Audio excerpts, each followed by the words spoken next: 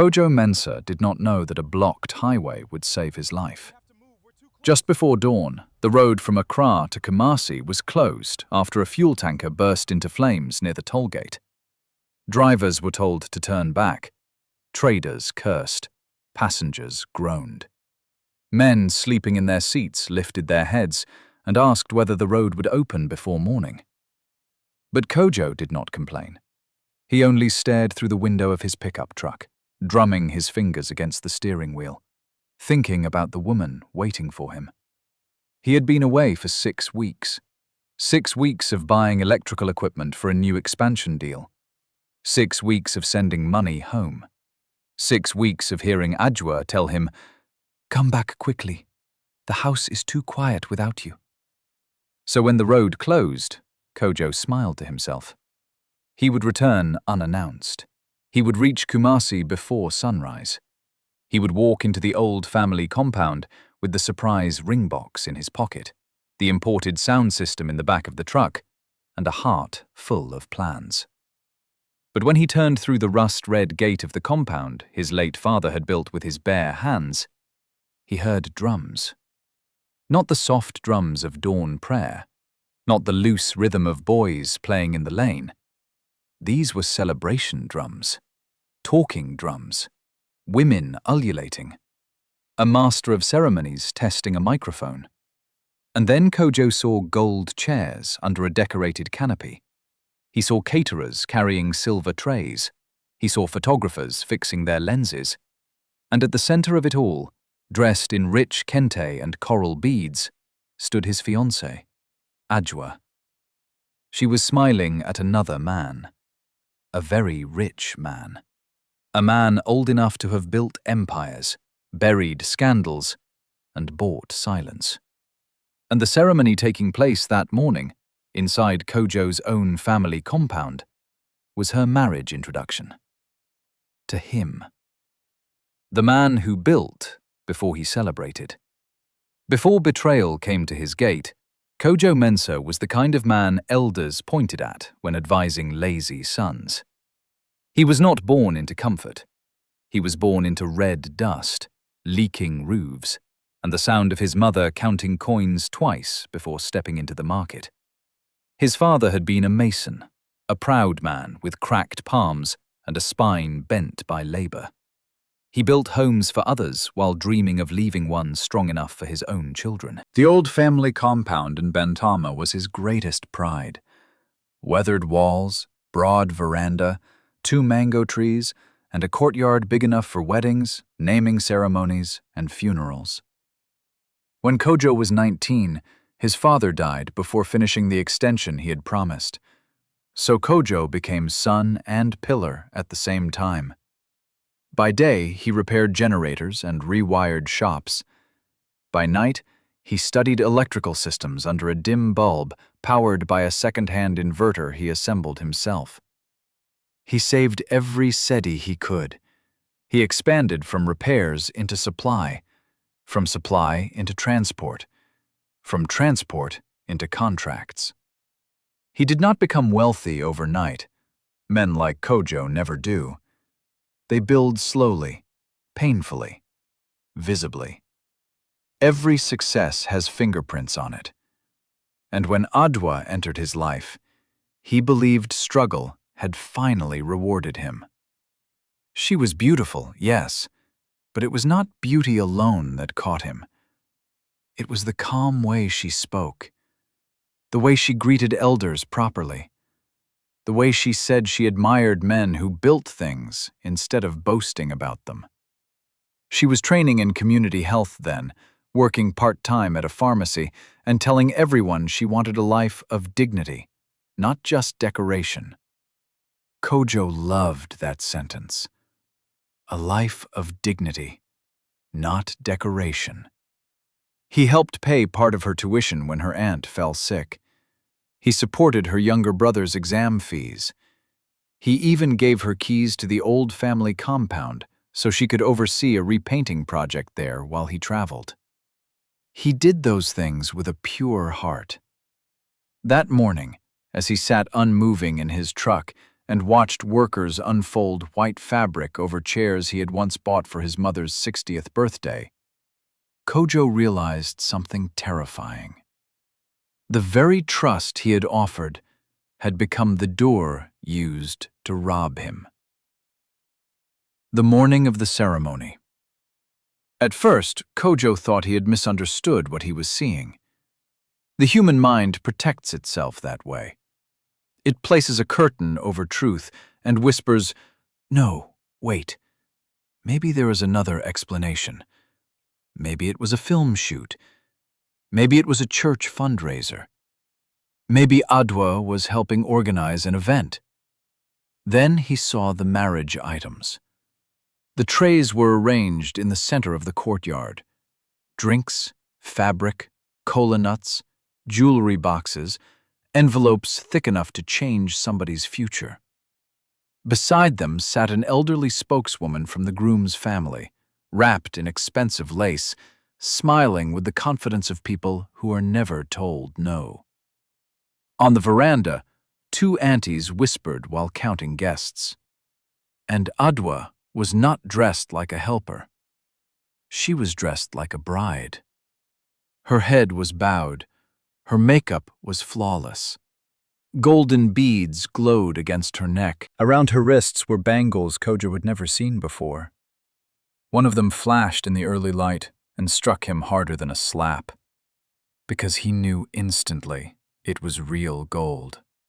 Not market gold, not plated gold. Not the kind a careful girl buys for herself after saving for months. The kind old money gifts to mark ownership. Kojo switched off the engine. For a long moment he could not feel his fingers. Then his phone buzzed. It was a message from Adwa, sent 23 minutes earlier. "Baby, please don't call this morning. I'm helping Auntie Efua with something important. I'll explain later." That was when confusion left him. Because liars often fail in timing before they fail in language. Kojo stepped out of the truck. At once, two boys carrying bottled water froze. A decorator almost dropped a flower stand. One old woman near the gate touched her chest and turned away. They all knew. Everyone in that compound knew something he was only discovering now. Everyone, except the man whose father had built the place. Kojo started walking toward the courtyard. No shouting, no running, no scene. Just the kind of silence that makes guilty people sweat. The first blow.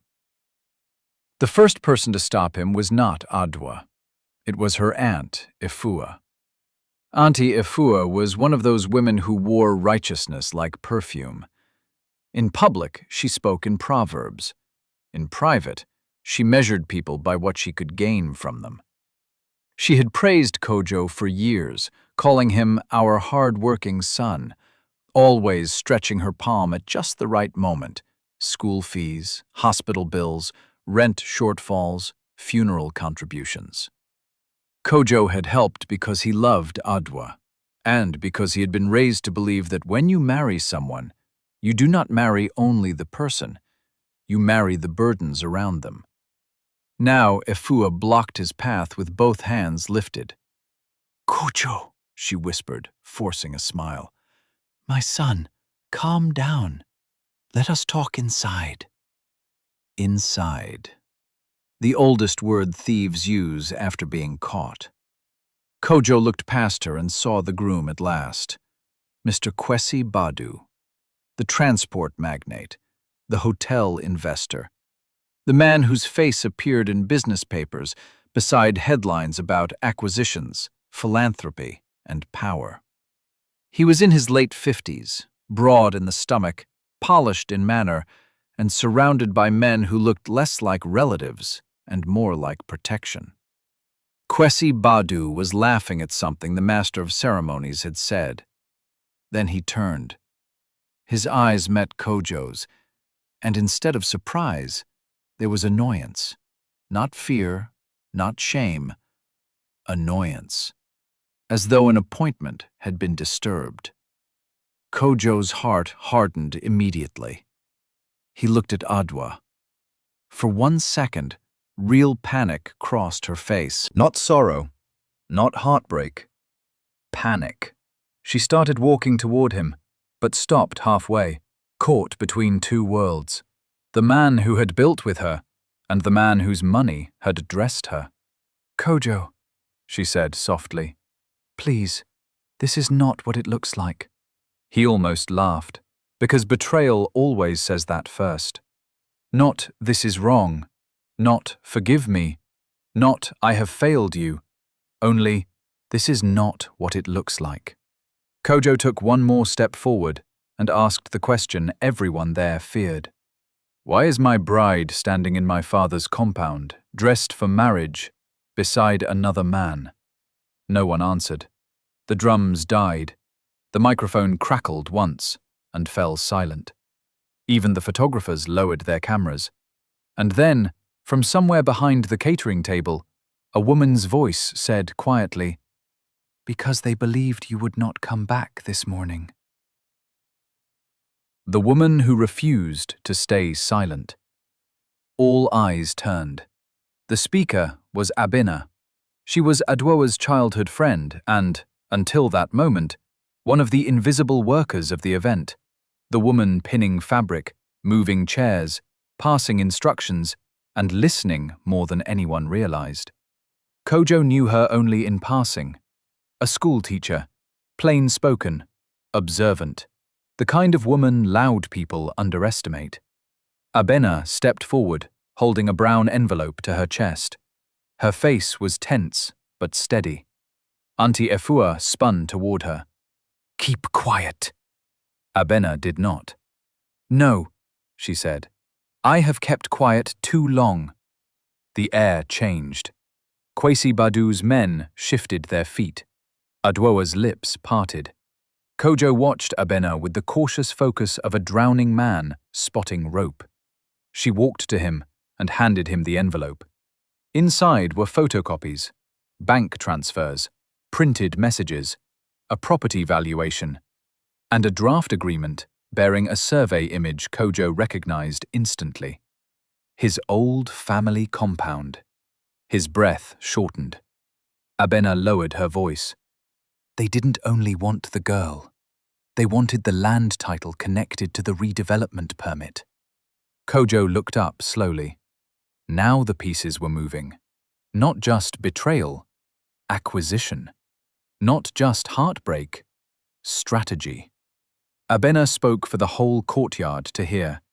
3 weeks ago, Auntie Efua asked me to help prepare a family reconciliation event here. She said Kojo had approved it. Then I overheard a conversation. Mr. Badu's people said once the marriage was publicly introduced, the compound would be folded into a redevelopment package for boutique apartments. They said Adwoa's presence would make access easier because Kojo trusted her. I did not believe it at first. Then I saw the papers. Efua exploded. She is lying! But Abena kept going. She is not marrying for love. She is being used to secure influence over what Kojo inherited. And if he agreed to the ceremonial documents without reading them, he could lose more than his bride. A murmur rolled through the guests. In African families, scandal spreads faster than harmattan fire. But this was more than scandal. This was greed wearing beads. Kojo turned toward Adwoa again. Her eyes filled with tears, but tears can come from guilt as easily as pain. "Tell me she is lying," he said. Adwoa could not. How the trap was set. What happened next did not come out all at once. Truth rarely enters a room like thunder. It arrives piece by piece, forcing each liar to calculate whether silence is still useful. Abena spoke. Then a decorator spoke. Then one of the caterers admitted what she had heard while arranging drinks for the groom's delegation. And slowly the story formed. It had started when Kojo left for Accra to negotiate import deals for his growing electrical supply business.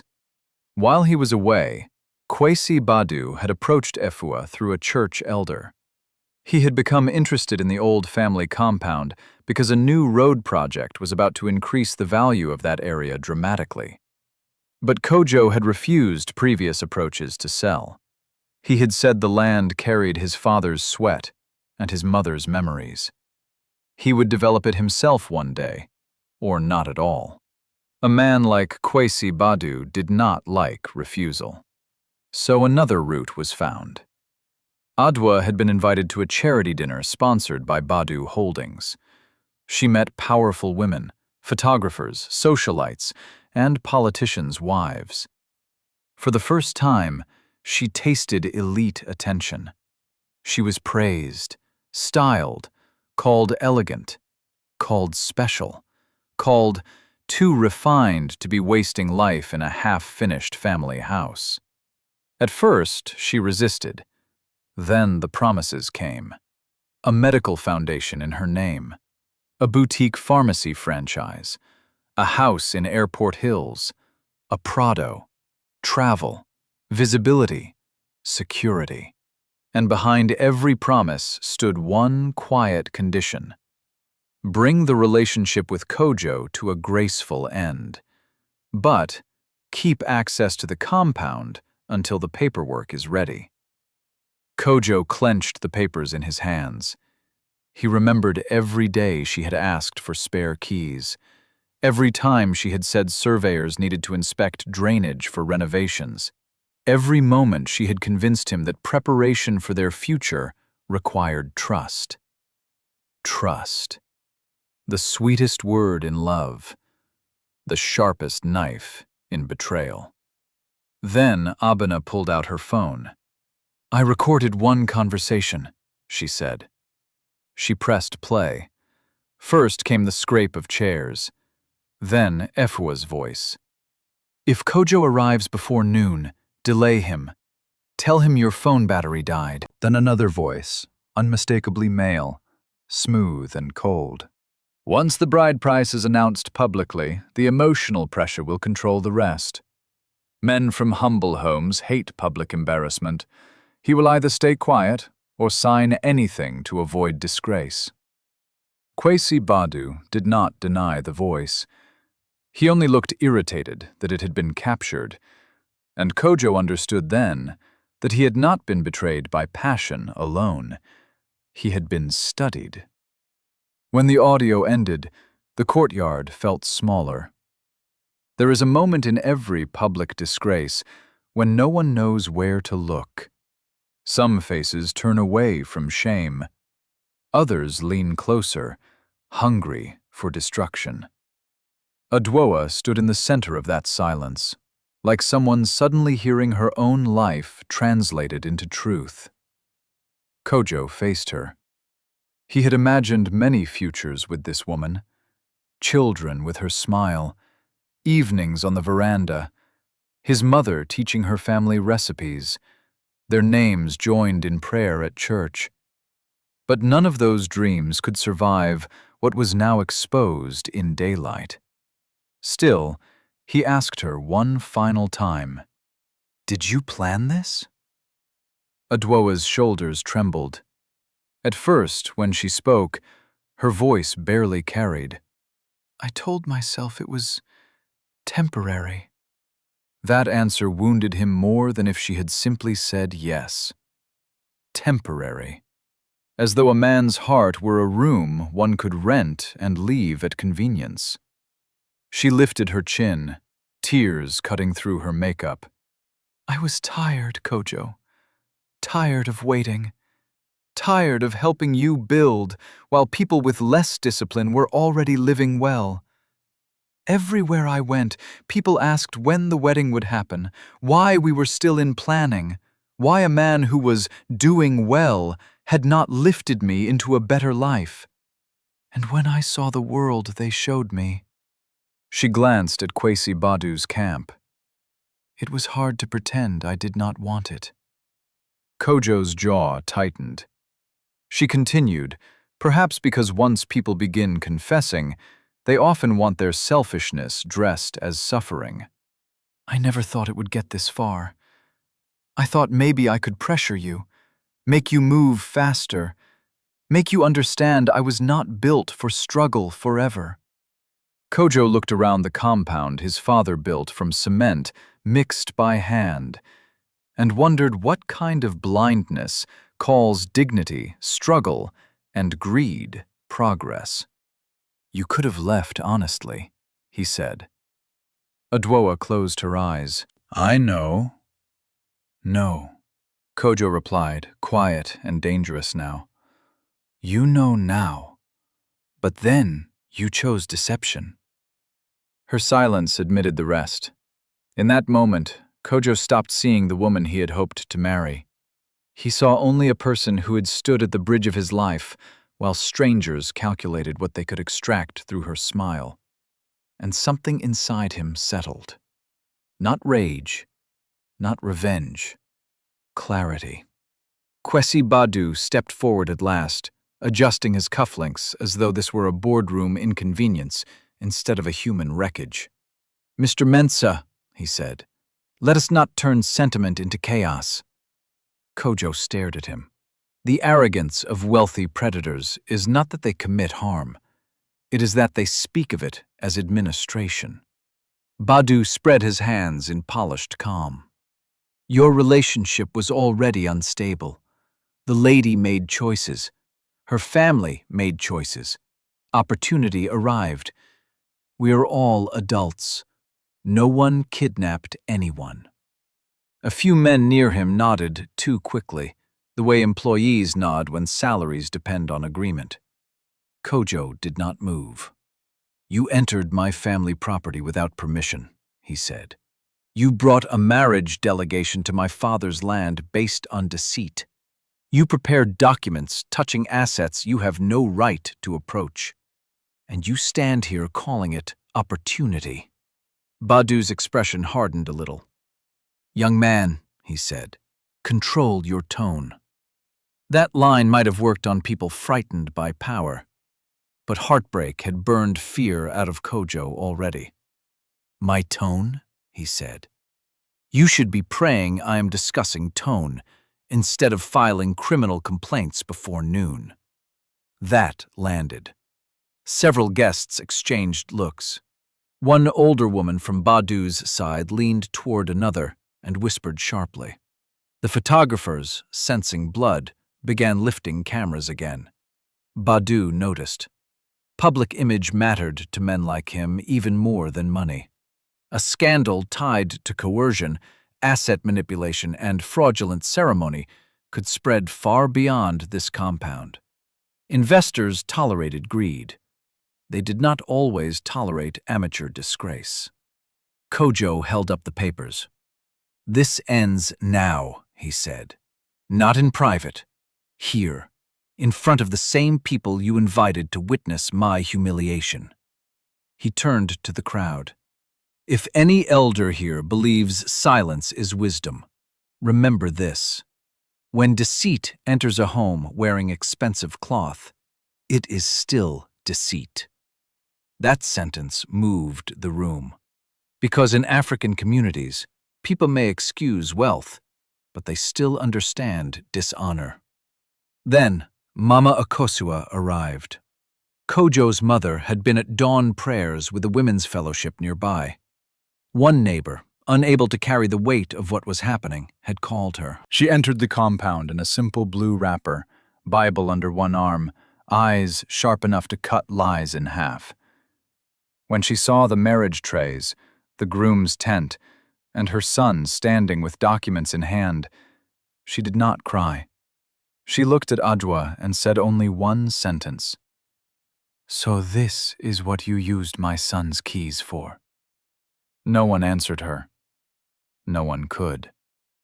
The turning point came from an object so ordinary that most people had ignored it all morning. A leather folder beneath the bride price list. While the courtyard stayed frozen, Abena went to the central table and picked it up.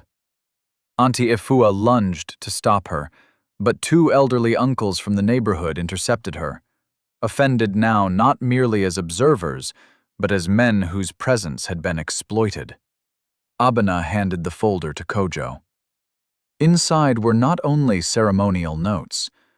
There was a draft memorandum of intent between a redevelopment subsidiary linked to Badu Holdings and a shell company recently registered in Adwa's cousin's name. Attached to it were maps, valuation projections, and the clause referencing anticipated transfer influence through domestic alignment and family entry rights. That phrase alone was poison. It meant they had not merely planned a marriage, they had weaponized intimacy. Kojo passed the folder to his mother, then to Uncle Kwaku, a retired court clerk respected for reading every line before greeting any signature page. Uncle Kwaku scanned the documents and lifted his head slowly. "This is fraud wrapped in ceremony," he declared. Those 6 words broke whatever dignity remained on the other side. Guests rose from their seats. Some began leaving. Others stayed, desperate to hear the conclusion. One of the talking drummers quietly packed his instrument and slipped away, unwilling to have his art tied to shame. Kwesi Badu finally looked less annoyed and more alarmed. He reached for diplomacy. "Mr. Mensah, we can settle this respectfully. There is no need for noise." But men ask for respect only after disrespect fails. Kojo said, "Respect was the first thing you killed when you entered this house under false purpose." Adwa covered her face. Efua started pleading now. Her tone transformed from pride to panic. "It was meant to help everybody," she cried. "Kojo, listen to me. Mr. Badu said the land would be developed. You would get a share later. Your mother would be rehoused. Adwa's future would be secured. We all would benefit." Mama Akosua's eyes flashed. "You sold what was not yours," she said. "That is not helping. That is hunger without shame." In many homes, that sentence would have ended the matter spiritually before any law touched it. But Kojo was not done, because truth is not complete until consequences follow. Kojo took a deep breath and did the hardest thing a betrayed man can do. He became disciplined. Not loud, not reckless, disciplined. He called his lawyer on speakerphone. He summarized the situation clearly. Unauthorized use of private property, fraudulent inducement, attempted asset interference, recorded evidence, physical documents, numerous witnesses. The lawyer, still half asleep, woke up fully within seconds and instructed him to secure all papers, photograph the event layout, and prevent anyone from removing materials until 2 associates arrived. The moment the lawyer's voice filled the courtyard, the balance of power shifted. Because shame is emotional. Law is practical. Badu's men, who had stood confidently when all seemed like family drama, began murmuring among themselves. One suggested leaving, another warned about the cameras. The master of ceremonies quietly unplugged his equipment. Kojo then did something even more devastating. He asked the photographers to keep recording. "Document everything," he said. "The trays, the documents, the faces, the time." Those photographers obeyed immediately.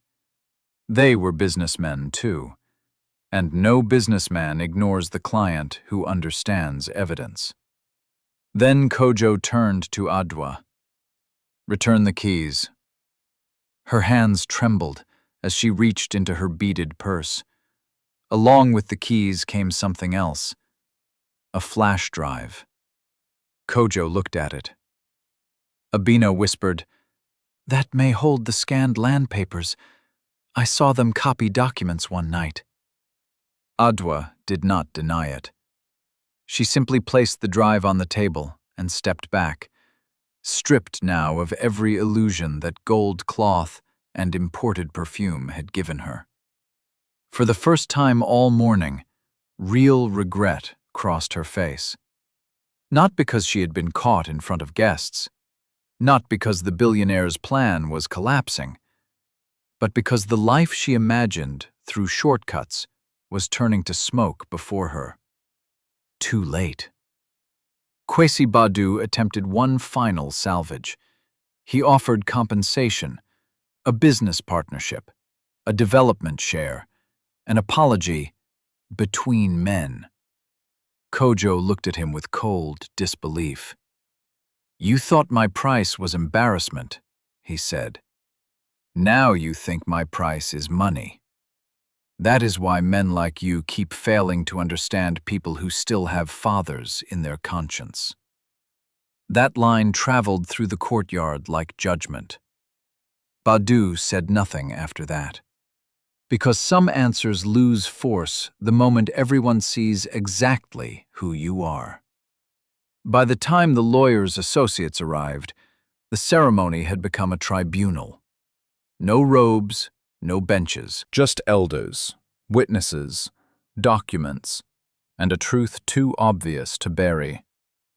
Uncle Kweku and two senior family men from the neighborhood insisted on an immediate written acknowledgement before anyone left. Under pressure, and knowing police action would be worse for his name, Kwesi Badu signed a statement confirming that no lawful property rights had been transferred, that the event had been organized under false assumptions of access, and that all documents touching the compound would be withdrawn pending legal review. His people hated it. But he signed.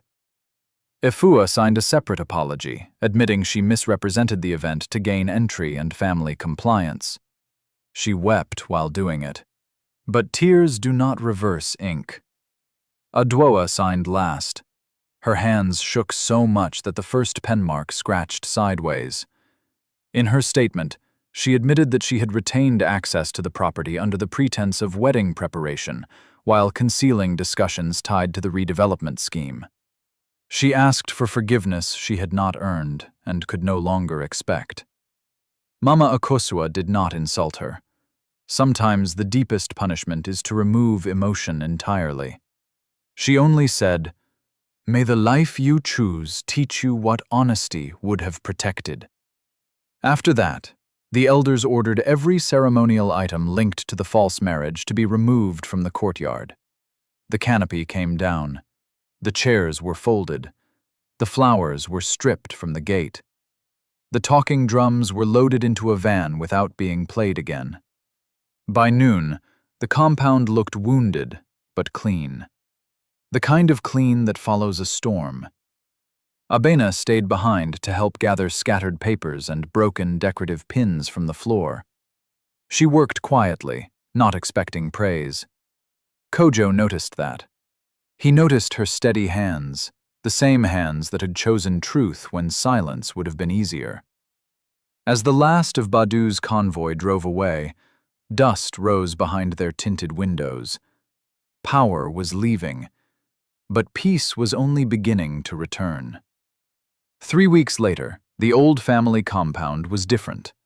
Not transformed by money, transformed by clarity. The locks had been changed. The documents were secured. The redevelopment pressure had been pushed into formal legal channels where manipulation struggled to breathe. Kojo's mother had resumed sitting beneath the mango tree in the evenings, shelling groundnuts as though peace itself were an act of resistance. Kojo returned to work. That surprised many people. They expected him to hide, to drink, to rage, to collapse under humiliation. But men who build from the ground up often survive by returning to labor. Work gave structure to pain. Pain, when disciplined, became wisdom. He expanded his business anyway. Not for revenge, not to prove anything to Adwa, not to compete with Badu, but because one person's betrayal must never become the landlord of another person's future.